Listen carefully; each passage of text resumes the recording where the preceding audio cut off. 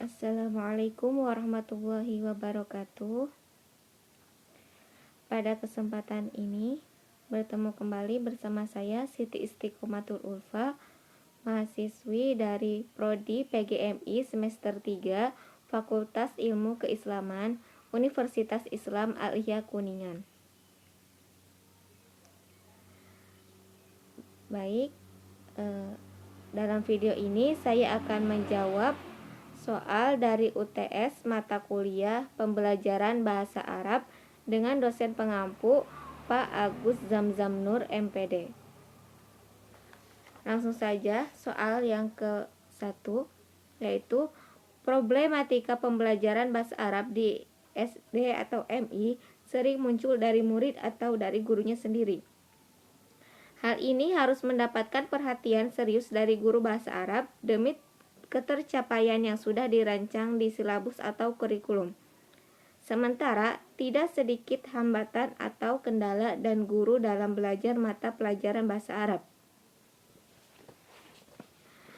Soal poin pertama di soal yang ke-1 yaitu tuliskan kendala-kendala yang penting diperhatikan oleh guru mata pelajaran bahasa Arab dalam mengajar mata pelajaran bahasa Arab. Yang pertama adalah problematika linguistik. Problematika linguistik adalah kesulitan-kesulitan yang dihadapi siswa dalam proses pembelajaran yang diakibatkan oleh karakteristik bahasa Arab itu sendiri sebagai bahasa asing. Problematika yang datang dari pengajar adalah kurangnya profesionalisme dalam mengajar dan keterbatasannya komponen-komponen yang akan terlaksana dalam proses pembelajaran bahasa Arab, baik dari segi tujuan, bahan pelajaran atau materi, kegiatan belajar mengajar, metode, alat, sumber pelajaran, dan alat evaluasi.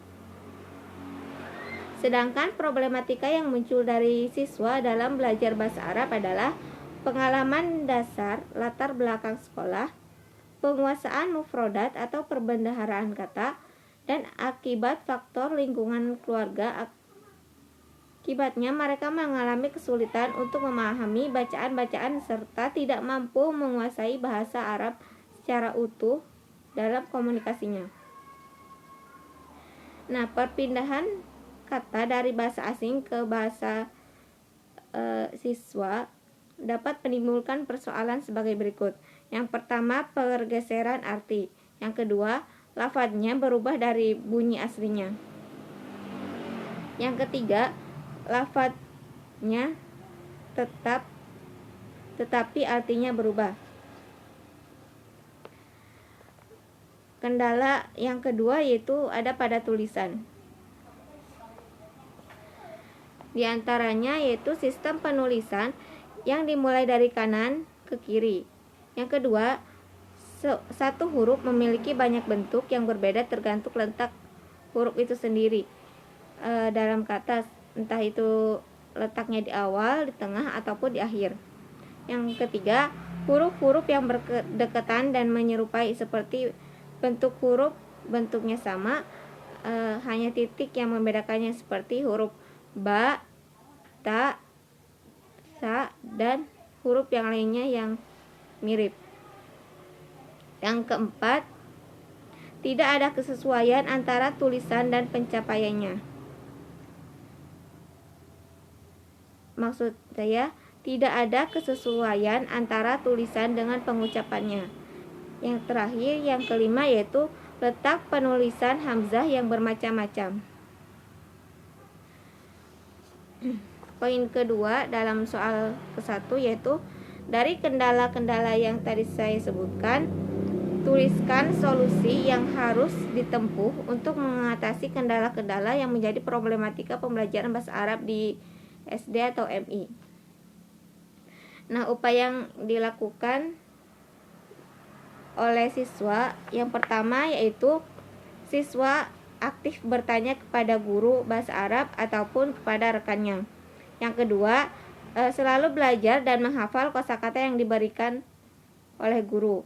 Yang ketiga, mempraktikkan kosakata yang telah diberikan tadi.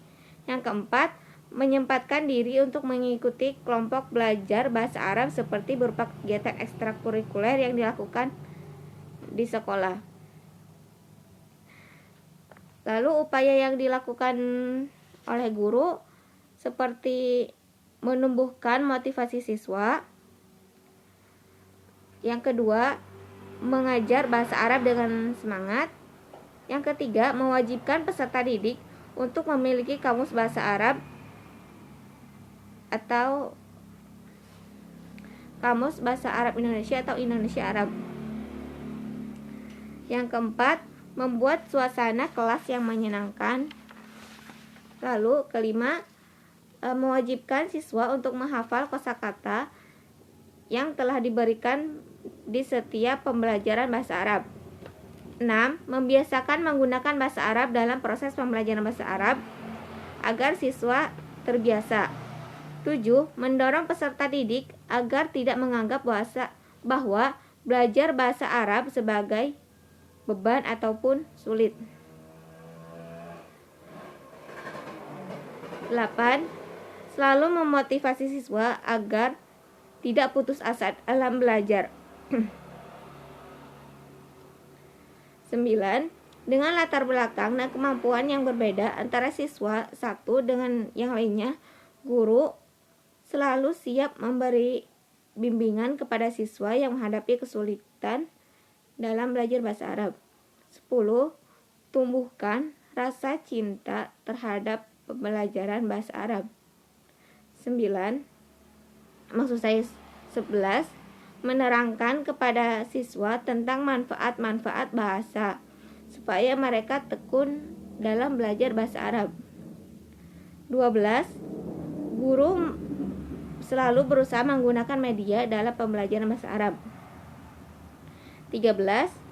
Guru menggunakan media atau alat peraga untuk menjelaskan dan mempermudah materi pembelajaran bahasa Arab.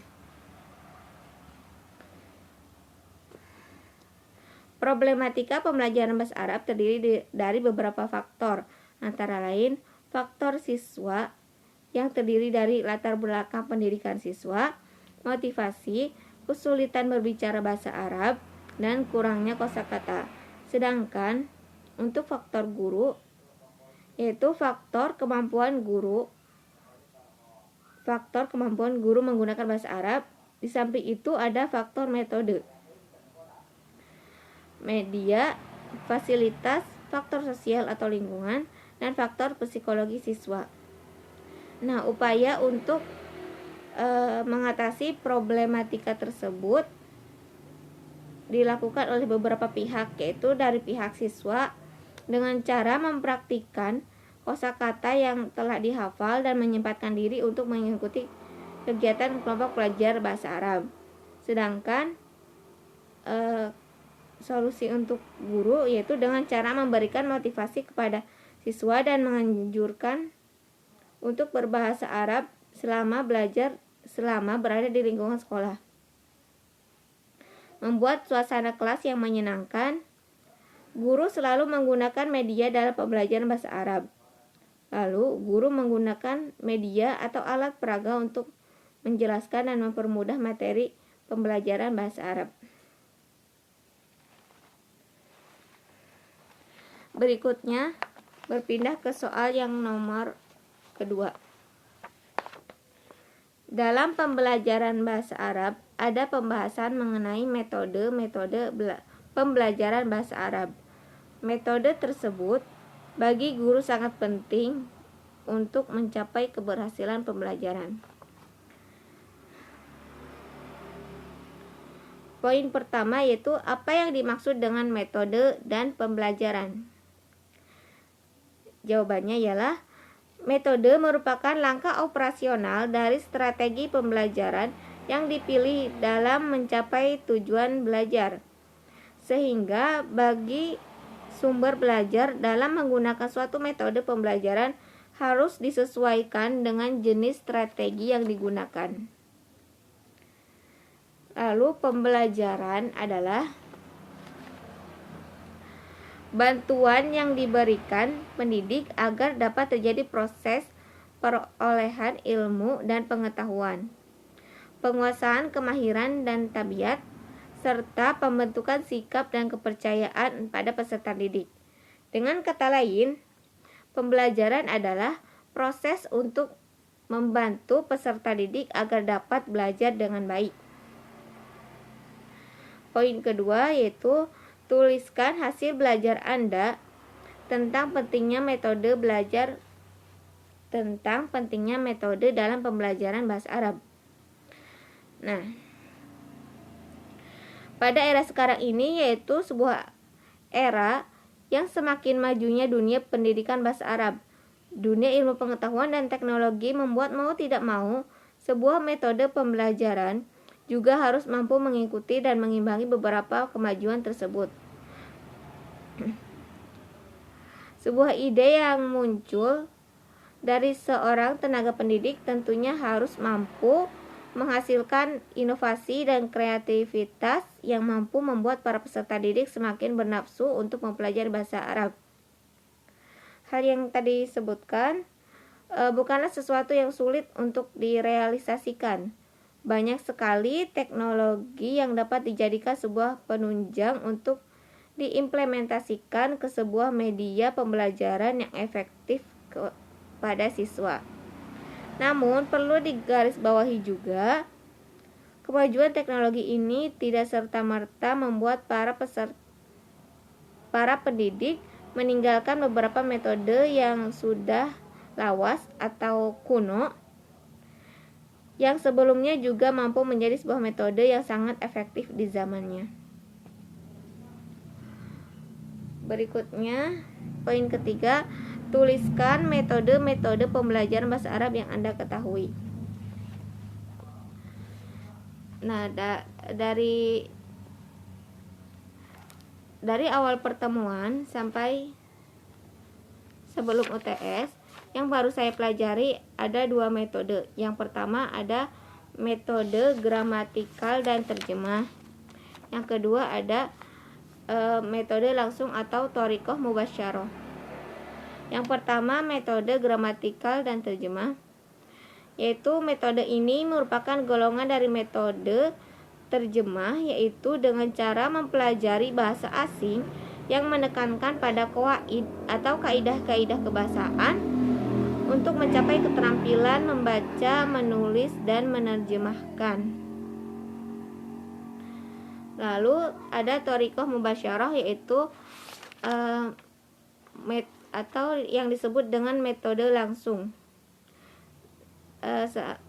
Metode langsung ini yaitu salah satunya itu untuk melengkapi kekurangan pada metode yang tadi, yaitu metode gramatikal. Nah, metode thoriqah mubasyarah ini memiliki ciri yang pertama, yaitu thoriqun, yang artinya jalur, jalan, atau arah. Jadi metode ini lebih mengutamakan pada kemahiran menyimak dan berbicara. Yang kedua, menghindari penggunaan terjemah. Ketiga, tidak memakai bahasa ibu sama sekali dalam proses pembelajaran. 4, itu menggunakan teknik at-takkid atau mengungkapkan kembali apa yang diucapkan guru. 5, materinya biasanya terdiri dari mufradat atau kosakata dan keterampilan dalam berbicara. Yang keenam, berlatih untuk berpikir dalam bahasa asing.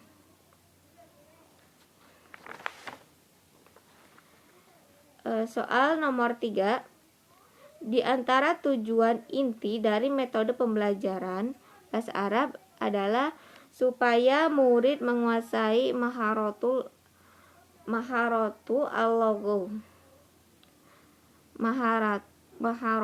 al-lughah atau keterampilan berbahasa. Yang pertama, tuliskan macam-macam keterampilan berbahasa. Keterampilan berbahasa terbagi menjadi 4. Ada maharatul kalam, maksud saya yang pertama ada maharatul istima'. Maharatul istima' yaitu keterampilan mendengar atau menyimak. Yang kedua ada maharatul kalam yaitu keterampilan berbicara. 3 ada maharatul qiraah yaitu keterampilan membaca, dan yang terakhir ada maharatul kitabah yaitu keterampilan menulis. Tuliskan fokus utama dari macam-macam keterampilan tadi.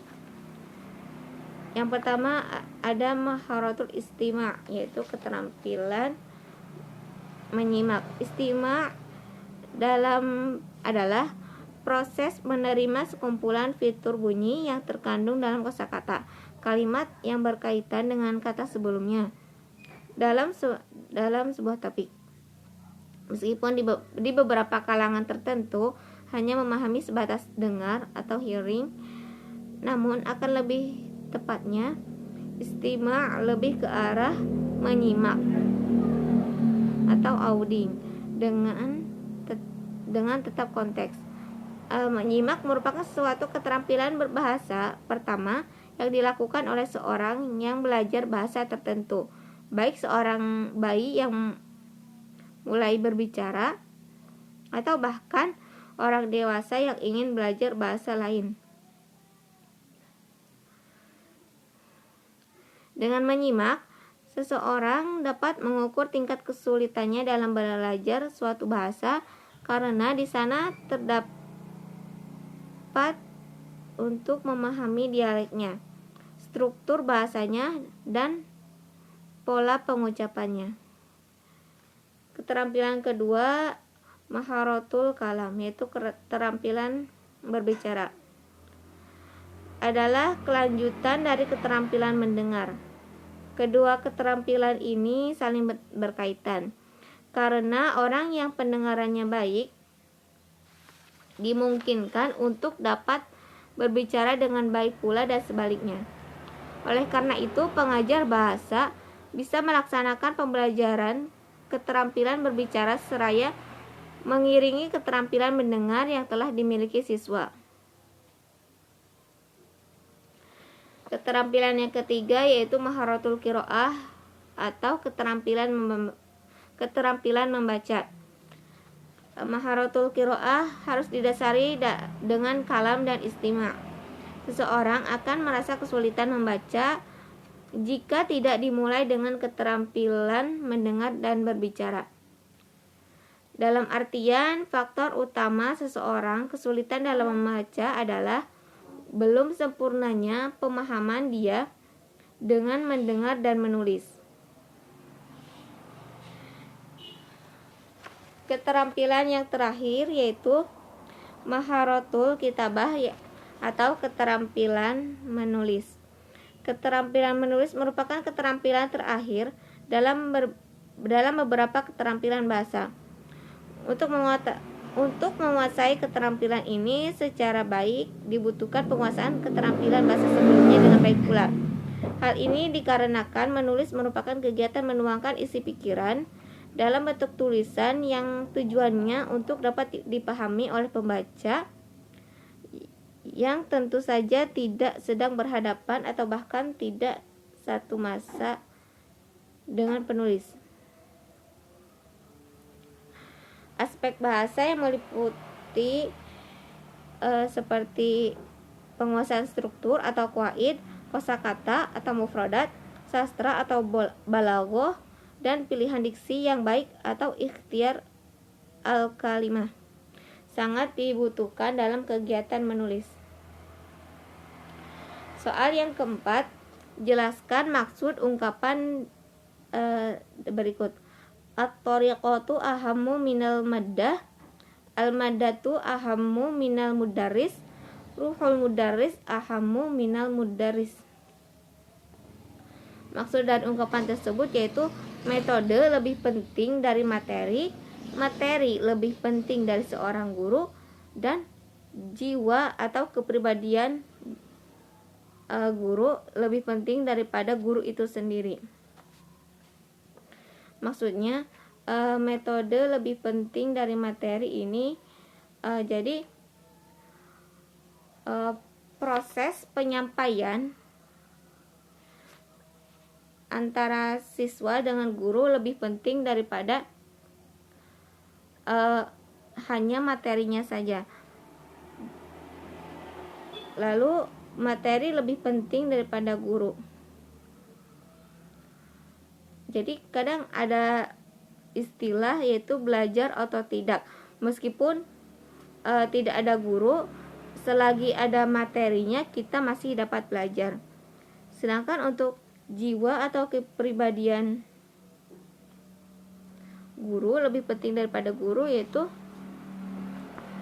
jadi jiwa seorang guru yaitu yang mengajar dan mendidik itu akan lebih baik daripada seorang guru. Kalau hanya gurunya saja, orang yang berbentuk orang itu belum tentu memiliki jiwa seorang pendidik atau guru. Jadi jiwa seorang pendidik lebih penting. Meskipun seorang pedagang, selagi itu memiliki jiwa seorang pengajar, akan lebih baik daripada seorang guru yang hanya mementingkan gajinya saja.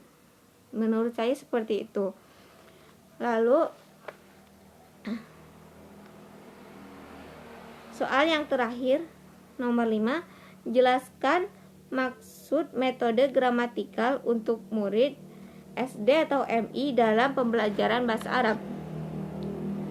Nah, metode gramatikal atau tata bahasa yaitu cara penyajian bahan pelajaran dengan jalan menghafal aturan-aturan atau kaidah-kaidah tata bahasa Arab yang mencakup nahwu shorof. Metode ini juga sering disebut dengan metode tradisional. Dan metode tata bahasa ini sangat kuat berpegang pada disiplin mental dan pengembangan intelektual. Kelebihannya yaitu yang pertama, siswa terbiasa menghafal kaidah-kaidah tata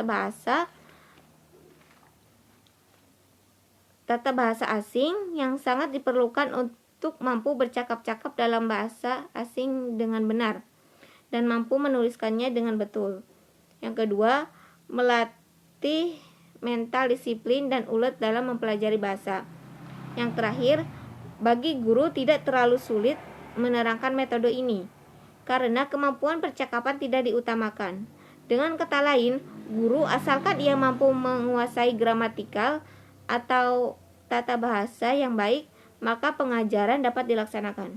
Sedangkan kekurangannya, secara didaktis atau psikologis, metode bertentangan dengan kenyataan bahwa penguasaan bahasa seseorang tidaklah didahului dengan pengajaran gramatika atau tata bahasa terlebih dahulu, tetapi melalui peniruan ucapan atau percakapan. Yang kedua, penguasaan gramatika atau tata bahasa tidak dengan sendirinya menguasai percakapan. Oleh sebab itu, anak didik menjadi pasif. Bertahun-tahun, bahkan lebih dari 10 tahun belajar bahasa asing, entah itu Arab ataupun Inggris, tak bisa juga. Yang terakhir, yang ketiga itu dapat membosankan atau jenuh, terutama apabila guru tidak dapat menyajikan pelajaran secara baik dan menarik bagi siswa. Menurut saya sekian jawaban yang dapat saya sampaikan. Mohon maaf apabila ada kesalahan dalam menjawab pertanyaan-pertanyaan tadi. Wabillahi taufiq wal hidayah. Wassalamualaikum warahmatullahi wabarakatuh.